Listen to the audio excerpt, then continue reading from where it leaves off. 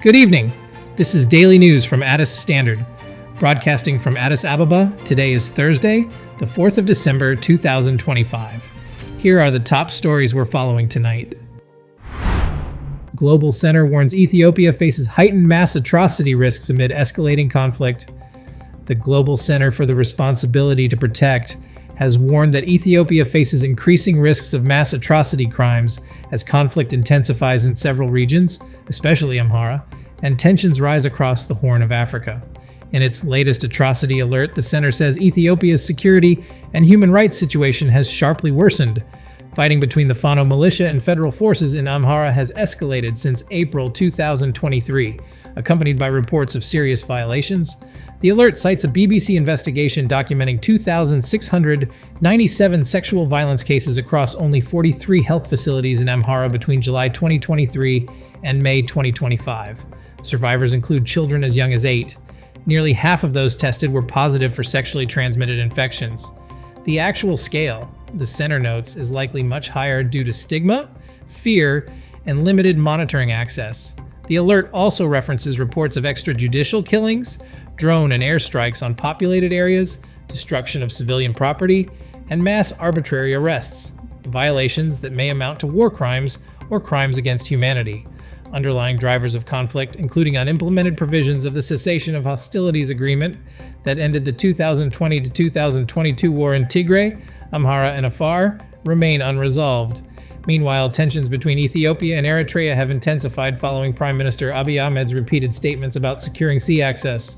Hostile exchanges between the two governments have raised concerns of renewed confrontation.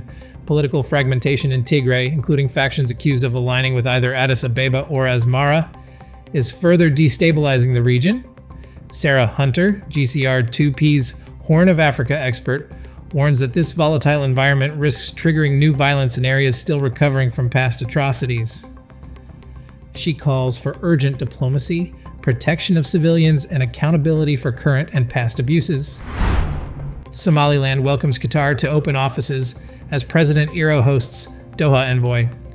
Somaliland President Abdirahman Mohamed Abdullahi Irro held extended talks with Qatar's ambassador to Somalia, Abdullah bin Salem Al Nuaimi, focusing on strengthening diplomatic and development cooperation.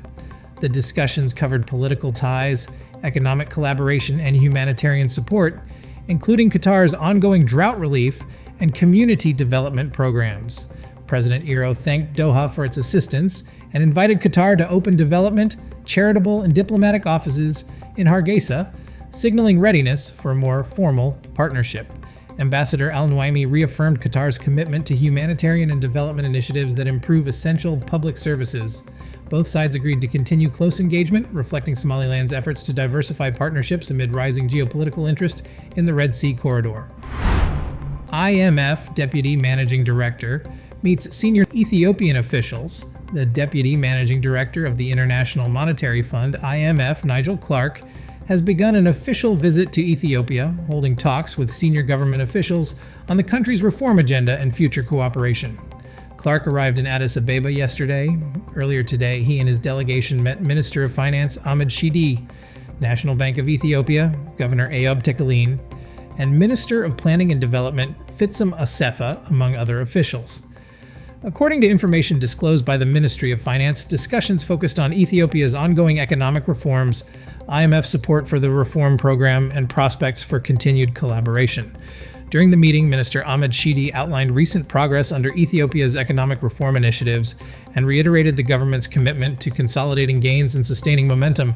He also emphasized Ethiopia's interest in maintaining a strong partnership with the IMF. Deputy Managing Director Clarke commended what he described as notable progress under the country's Homegrown Economic Reform Program, noting that several difficult reforms are already producing visible results.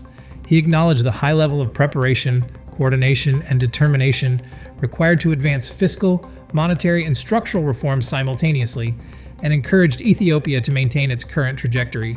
The IMF Deputy Chief is expected to continue meetings with senior officials and visit major development projects during his stay, the Ministry of Finance added.